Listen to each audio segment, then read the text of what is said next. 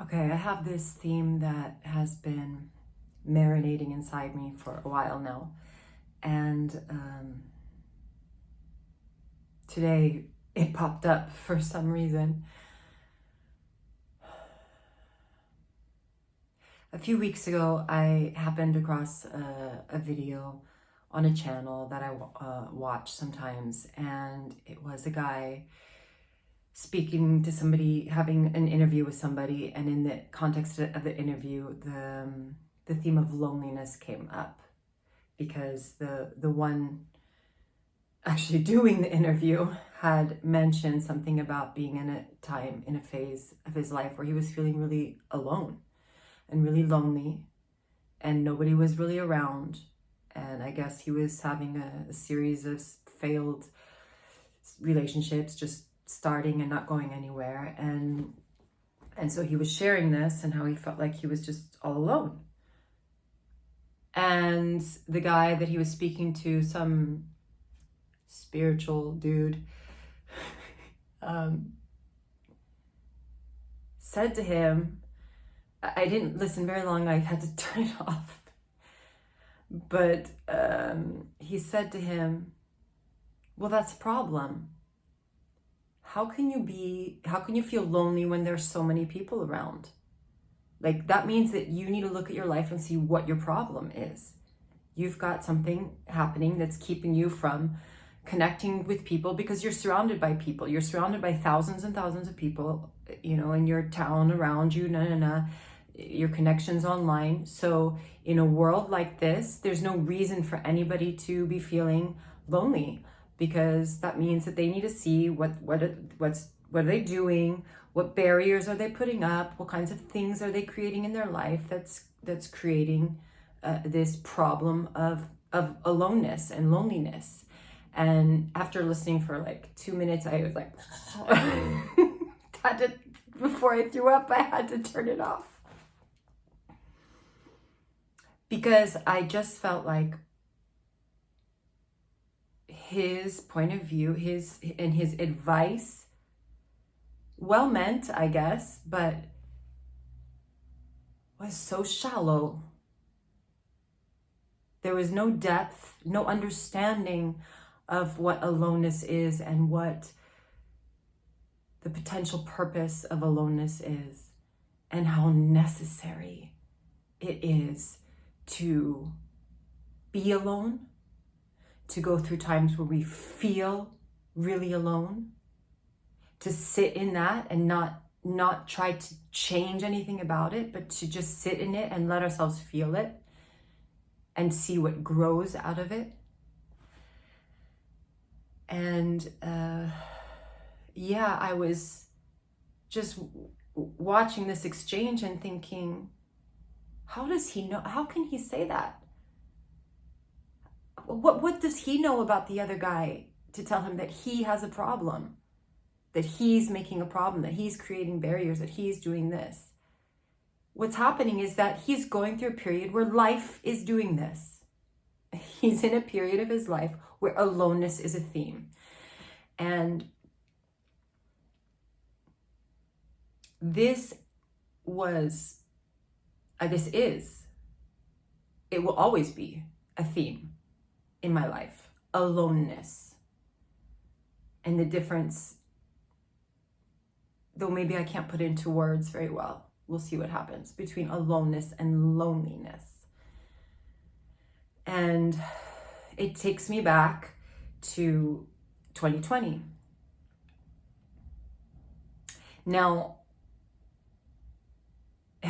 the transits, have been playing with all of us very heavily for the last few years.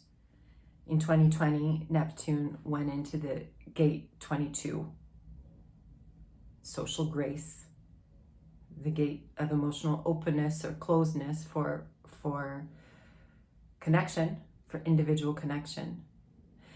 And that Neptune has been playing on my chart very strongly for the last, I don't know how many years, and continues to do so. And I feel it as huge learning lessons. And the last few years, it's sitting in the solar plexus, pointing at my gates in the throat, and I'm really getting an intense learning experience around emotions. And in 2020, it hit me hard because it brought up the theme of separation, of social separation, as it did for all of us. We were forced to socially separate from each other. And there's positive and there's negative to that, right? There are good aspects and there are negative aspects. And I don't want to get into all of that about it. I just want to give you a little bit of the experience and what has been blooming from that. And so I remember first of all, it felt really good to be left alone. I felt like, thank God we can stop the merry-go-round and I can breathe for a while, which a lot of projectors felt. A lot of projectors in 2020 felt like, thank God the roller coaster has stopped a little bit and I can breathe and rest and get some energy back. And that forced aloneness was like a forced cleansing of the aura. That was so necessary. But then it brings up all the grudge and grime that's sitting there that has never been really taken out, that hasn't been aired and cleaned out, and so this thing of aloneness really hit me strongly in so many different ways. Let's see if my voice can be coherent to share with you. So one night in the first forced confinement, I don't know, I guess I was going through a special biological program, and it was probably in an epicrisis now that I understand better what's happening. But one night I got up in the night to go to the bathroom, and on the way back I fainted. As I was coming to my bed, I fainted, and I fell to the left, which was really strange. The bed was to the right. It would have been much more comfortable to have fainted to the right, but my body went to the left. I have some ideas of why. And I went splat on a table, a small Moroccan table, and a little bench, and I still have a dent in my muscle to show for it, and I got bruised up and stuff, and I blacked out.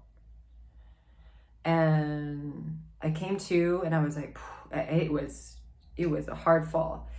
I got up, I let myself breathe a little bit. When I felt I had some energy, I walked slowly to the kitchen to get something to drink, to get some water. And the next thing I knew, I was drinking some water, and the next thing I knew, I was splat on the floor again. So another fainting, like by the trash can. Anyway, I'm telling you this why. Because what came up in that episode was such an explosion of years and years and years of feeling so alone, so on my own, so not seen. The projector bitterness. I'm not being seen. I'm not being recognized. I'm not truly being invited, and nobody really needs me. Nobody really wants me. Nobody really is looking for me. And all the things of like, if something happened, and this was the thing, something happened to me in the middle of the night and nobody knew. And nobody would know unless I told them. So if something really terrible had happened, it would have been days, weeks before somebody knew. I'm exaggerating a little bit, but this was my mind thing. It's like, in my life, I'm so alone that if something happened to me, nobody would know. And this is where I went, like emotionally, I'm alone, I'm so alone. Nobody really cares. And then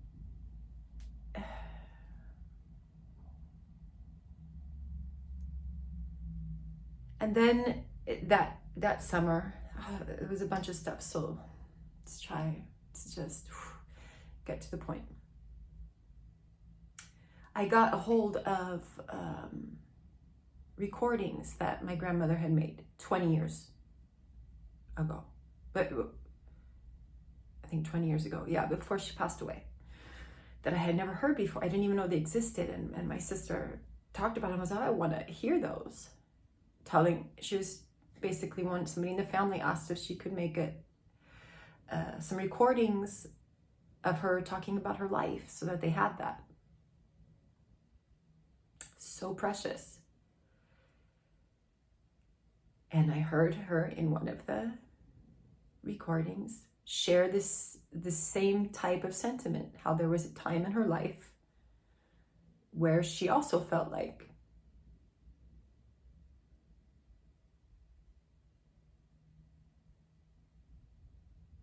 nobody really needs me or wants me. And that was to hear that from an episode in her life, and then it was like the way she said it were the same words that I heard myself saying in my head and that I had said out loud in times past. And it was like, wow, this is something that is not just about me. This is bigger than me. And it needs to be faced. So, moving along some months in the summer 2020, I had started getting close to somebody, and they pulled away. And in the middle of that, I went for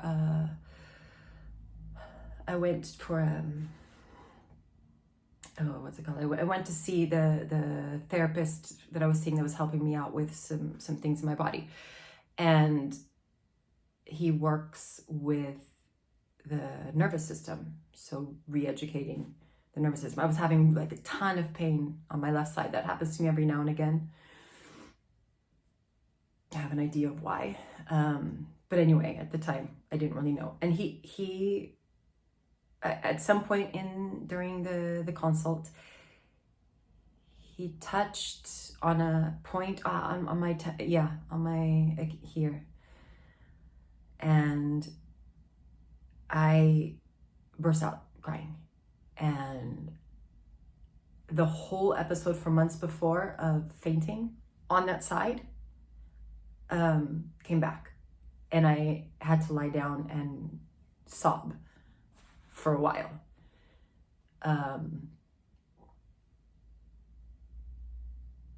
Yeah, it was an intense session.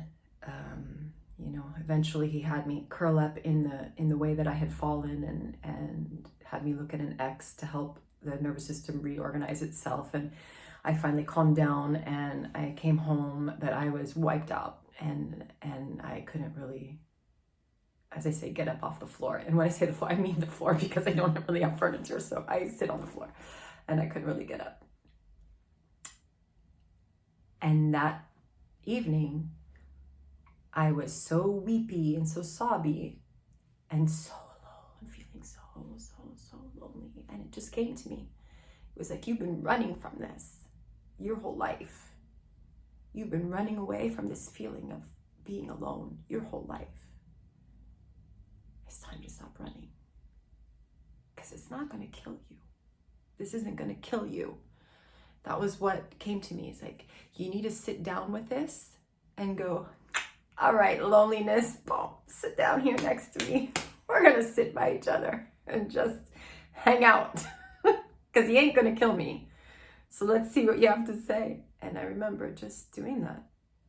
And letting the waves and waves and waves just move over me. Waves and waves of self-pity and loneliness and feeling neglected and left alone. And,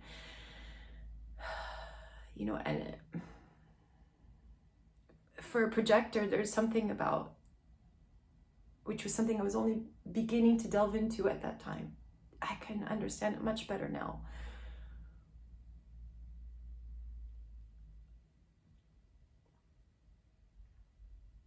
We need the connection with others.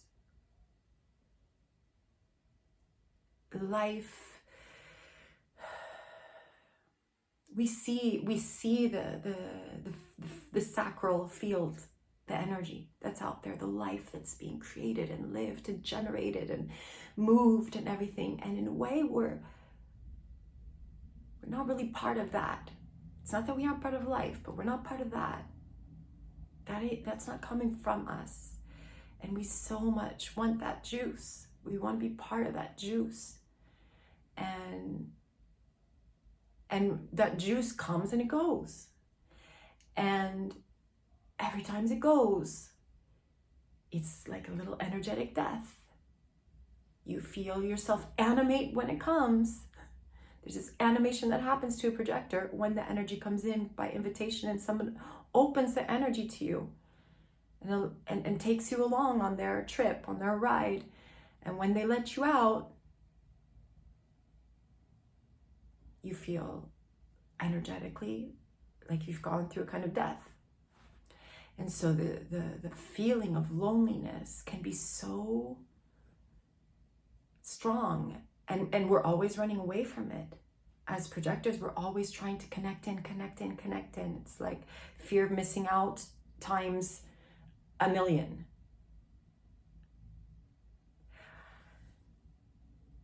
But this whole episode in 2020 was the best thing that could have happened. Neptune, saving my soul. Because the projector really needs to learn how to be alone in their own aura, and to be so present, and to be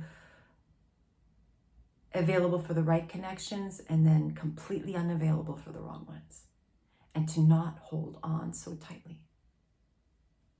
And that takes a lot of time.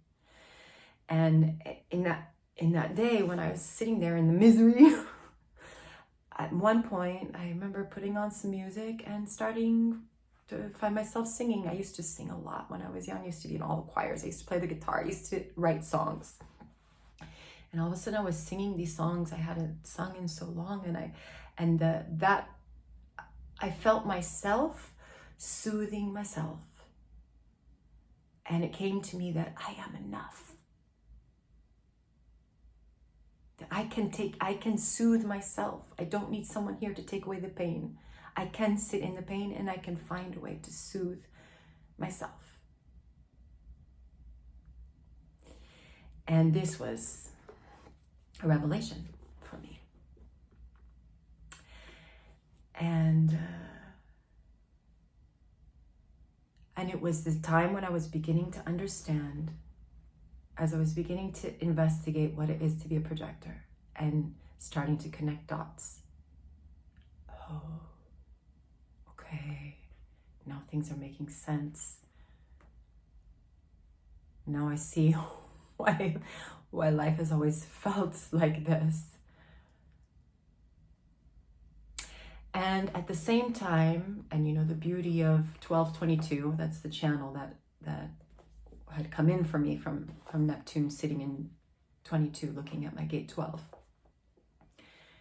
That year, there was a lot of music, poetry. I was listening to and writing a lot of poetry.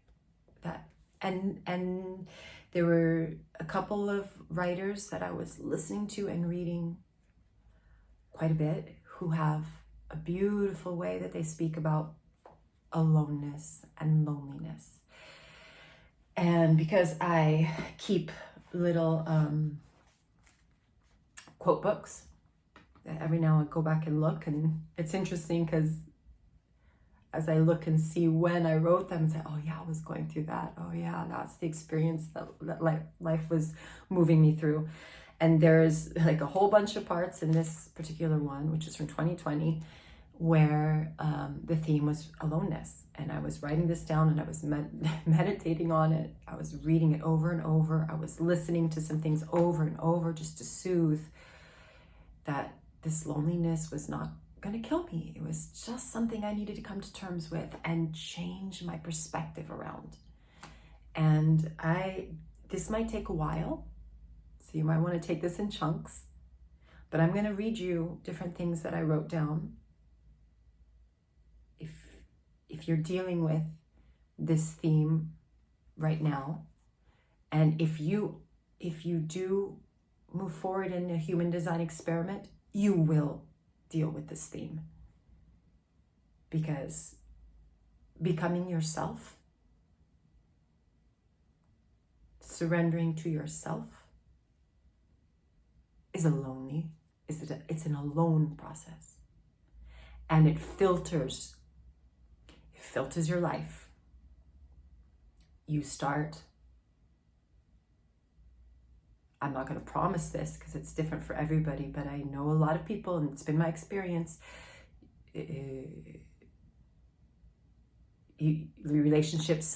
bunch of relationships just kind of disappear as your life makes space for something different. This is by Mark Nepo. Once I could drop down below the pain of my loneliness, I came to accept my solitude. And in that solitude, I found eternity and everyone else. I came back into the world offering love and simply bearing witness to what is. It was only when I could give my love freely that I felt loved. Only when I let myself see the beauty in everyone without judgment that others approached me with a smile and an open hand. If we don't get free of our own minds, all of our relationships are tainted with that toxicity that's in us. It taints everything around us. Here's a beautiful one by the poet Hafiz. Don't surrender your loneliness so quickly. Let it cut you more deep. Let it ferment and season you as few humans and even divine ingredients can. Something missing in my heart tonight has made my eyes so soft, my voice so tender, my need of God absolutely clear. There is a sweet sadness to loneliness. Sweet sadness. It's part of that emotional wave.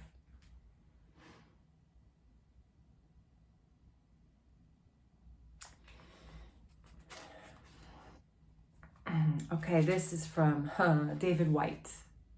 You need to listen to David White if you're going through loneliness. He has an amazing way that he puts this. I'll give you some little pieces of it. I think I have a few of his here. So, by the way, this was from a podcast called, the Lonely Hour podcast. It was an episode with him. I think the podcast doesn't exist anymore, but the Lonely Hour podcast with David White, with a Y. You just start building your stamina for aloneness. We're trying to get another part of us engaged. Let yourself alone in a radical way. Leave yourself to be yourself, whatever that self is. To begin with, it's a mystery. It's an unknown, and it can only be approached through not speaking and not naming to begin with, until slowly another voice starts to speak back to us. And strangely, it's like an old memory. It's actually our old voice. We may have had brief experiences with it, visionary experiences of it in childhood, but it's just an understanding of the unique way you were made for the conversation of life, which every child has a glimpse of at one time or another, and which starts to return to you like a nostalgia to begin with, but actually a real memory after a while. Nostalgia, really felt, is not the past coming to visit you. But real nostalgia is the enunciation that the past as you know it is about to end. You're feeling the past in such a physically, bodily way, almost sometimes to the point of nausea. It's an enunciation that your understanding of that past is just about to change, actually. You're about to re-understand your childhood, actually, and you're about to re-people it in a different way. So aloneness is a lovely, necessary clearing of the space in order to re-people it again.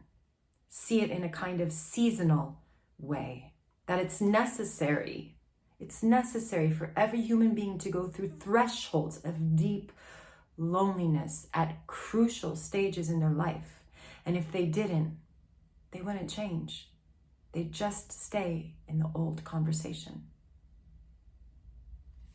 This is what I meant by that video I was watching, the lack of depth in saying that feeling that loneliness is wrong. There's something wrong with you. No, it's necessary for every human being to go through thresholds of deep loneliness at crucial stages in their life. And if they didn't, they wouldn't change. They'd just stay in the old conversation. And he says again, you always meet the new you in the form of a stranger. And in order to meet that stranger, you actually have to spend time alone in order to get to know yourself at this new threshold. Yeah, you need to, and if I just say that in an energetic way, you need to clean out your aura. Because so much, and particularly as a projector, you don't know where you start and the other person ends, or vice versa, where the other person ends and you begin. It's really confusing. And it can be confusing for many people, but for projectors, it's really confusing because we don't see ourselves. Our focus is always on the other. We don't really know who we are. We're not even built to know who we are. Generators are built to know who they are. So we get so confounded with all the energies that we're taking in, thinking it's ours. And it's not. The majority of what you're feeling is not you. And you only know that when you spend time alone and you clear that out, you clean it out, and then you start to feel, oh, okay, when I'm with this person, this is what's happening. When I'm with that person, that's what's happening. Okay, so maybe I wasn't what I thought I was. John O'Donohue. Now, David White and John O'Donohue were good friends and both speaking very beautifully about aloneness. And John O'Donohue, I have his book because I was reading it today a little bit. Adam Kara, really, really beautiful book.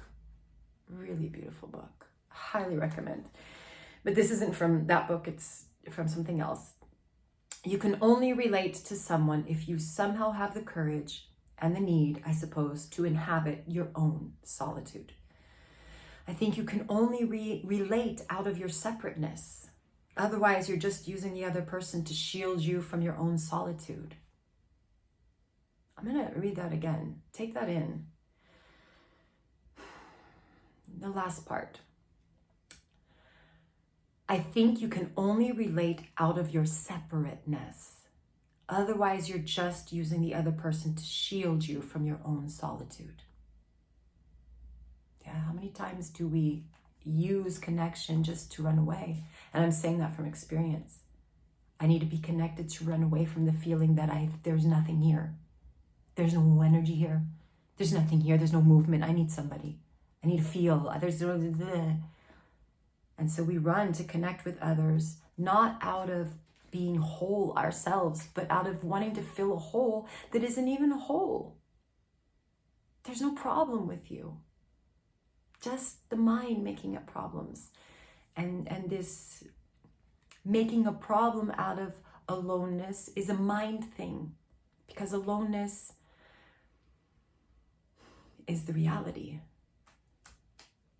There's nobody else in the skin. But if this being does its self-tuning, then it can meet other beings in a clean way and not use other people, but simply flow. Again, David White from that podcast, The Lonely Hour. Loneliness is the sense of being unmoored, unanchored, and not belonging, and the sense that you won't be found by the world in the way you want to be found, or by another person. So it's a state of exile in a way. But if you cannot resist that exile, but actually try and see it as a foundation for understanding yourself, of stepping off from it, yeah, it's not going to last forever. You are always alone. but you're not always going to be forever in non-connection. Life has a rhythm to it. And rhythm is connecting, separating, connecting. The solar plexus tells us that story. The solar plexus here's my chart, right? My open solar plexus that I'm learning about. The wave there is a wave of connect and separate. Wanting that social heat or needing to be on your own. The sharing of the experience or the getting alone. And it's a wave. It comes and it goes. So you're never going to be stuck in one thing. Life is movement. All right, here's beautiful Rilke. Yes, so much good stuff in his letters to a young poet. And he's talking about marriage here, but I want you to get the sense of what it means to be yourself. Like,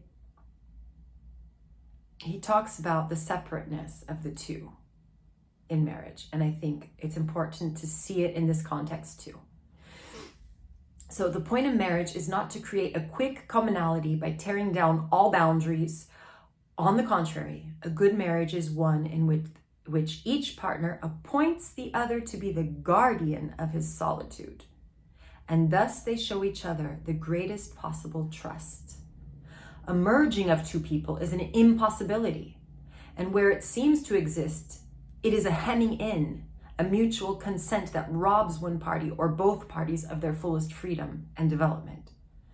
But once the realization is accepted that even between the closest people, infinite distances exist, a marvelous living side by side can grow up for them if they succeed in loving the expanse between them, which gives them the possibility of always seeing each other as a whole before an immense sky. Loving the expanse between them. Not mourning for it, loving it, allowing it, loving it. For it lies in the nature of indifference and of the crowd to recognize no solitude. Then love and friendship are there for the purpose of continually providing the opportunity for solitude. And only those are the true sharings which rhythmically interrupt periods of deep isolation. All companionship can consist only in the strengthening of two neighboring solitudes. Feel that. I'm going to read it again. All companionship, all types, all companionship can consist only in the strengthening of two neighboring solitudes. The magnetic monopole holds us together in the illusion of our separateness. There really is no separateness. We are all one, but on this plane, we have an illusion of separateness. There is a separateness. I am not inside your body. You're not inside mine. I can never see from your eyes. You can never see from mine.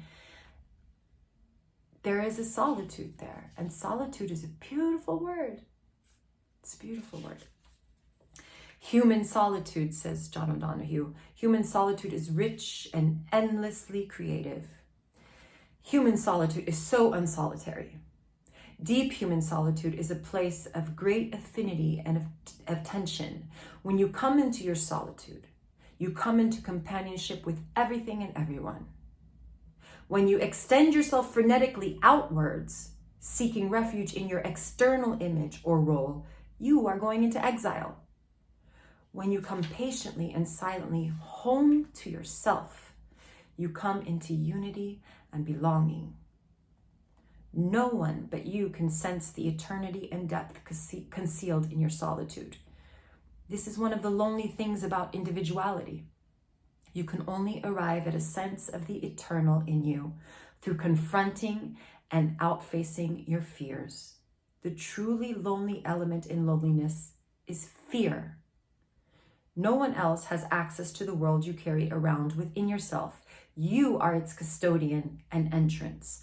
No one else can see the world the way that you see it. No one. No one else can feel your life the way you feel it.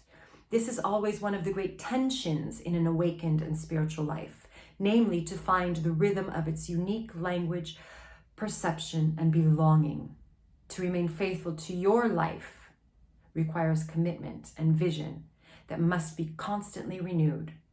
The soul is a shy presence. So he said it, just what I was saying, that the problem with solitude is just our fear. Yeah, the truly lonely element in loneliness is fear. It's just the fear. So what we're doing in solitude and in that sense of loneliness is just confronting the fear of being alone, because the alone is the truth. On this plane, the alone is the truth, because no one else can live you. No one else has your life. No one else can walk in your feet. Don't even say your shoes. In your feet, in your toes, in your skin. No one can touch what you're touching at the same time you're touching it.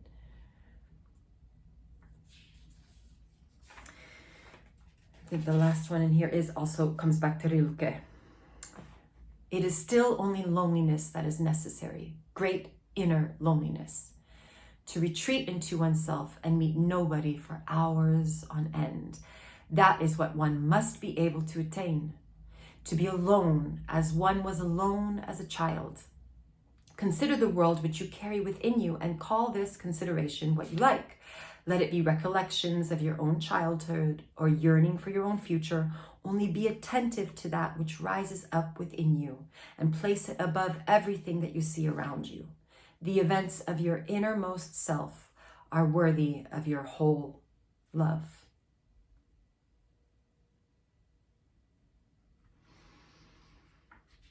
And you must not be led astray in your loneliness, because there is something in you that desires to come out of you. If you think of it quietly and use it as an instrument, this very desire will help you to extend your loneliness over the broad lands. We know little, but that we must attach ourselves to what is difficult is a certainty that never deserts us.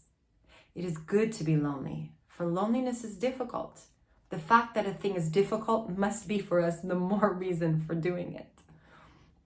To love, too, is good, for love is difficult.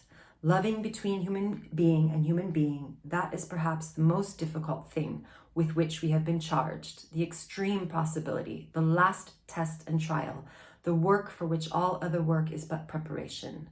Apprenticeship is always a long time of seclusion, and so love, too, is for a long time, right far into life, just loneliness, increased and deepened solitude for him who loves.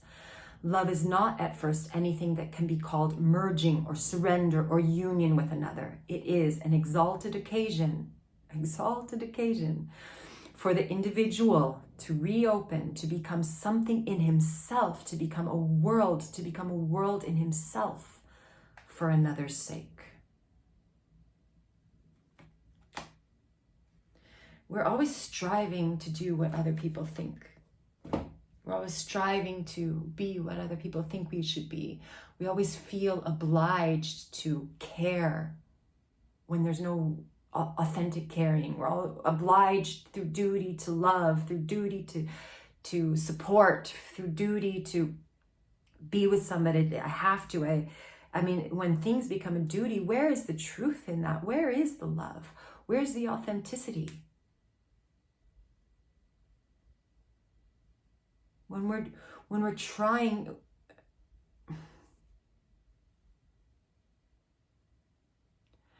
when we're ruled by our not self mind, relationships are a mess. It's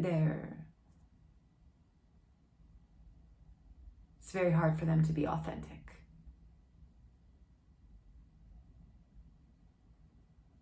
If you say you really love the people around you and so you can't, you need to put them first and think about them. And if you are not in this experiment of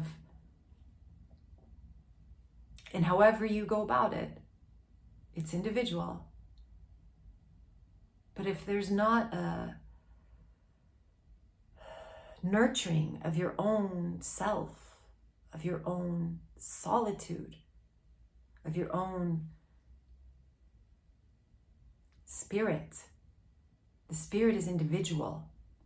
If there's not a nurturing of your own true self and your own spirit, what really do you have to share with those people in your life? What really do you have to share? And I'm asking myself that. And that's what I've been watching over the last few years as 2020 really brought this theme. Boom. Loneliness. Boom. Deal with it now. You've been running from it for 40 something years. Boom. Look at it. Don't run away from it anymore. And I sat there with it, and it's been, the process is maturing still. Because as I feel that I'm okay, I'm not so disturbed by it anymore. Life brings up another, hey, remember this now? Okay, loneliness, I'm so alone. Okay, then you're dealing with it again. It's like all the, like I said, the grudge and the muck and stuff from the bottom of the well comes up, and it's like, clean this up too. Let's clean this up. And I talked before, like this self-alignment is about like a tuning fork. When you see it, it's like hitting a tuning fork, and your being starts to retune itself, and it needs space to do that. Whatever that means. I know people have families and stuff, and there's very little space, but you need some sort of internal time.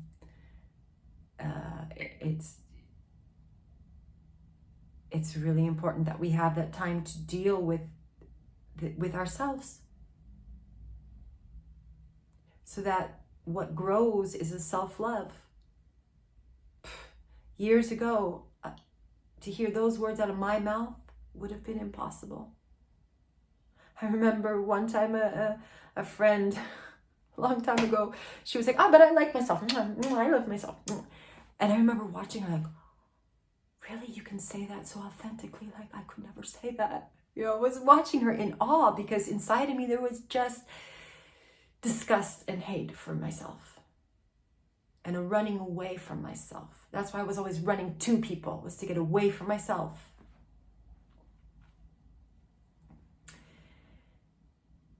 But when you hate yourself, you're, as Ra Ruhu always said, you're always hating the wrong person. You're hating the wrong person. What you're hating is the not self. Because as the true self starts to tune, and little by little the distortion clears up, and I know there's a bunch of distortion here still. I know. I feel it. I hear it. But I'm starting to feel a cleaner signal. I feel the frequency of my true self. And it's beautiful in its uniqueness.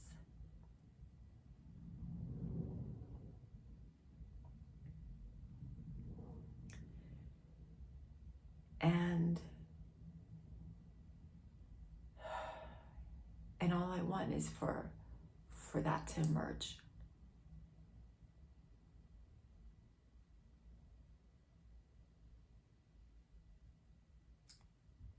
Nothing else is coming.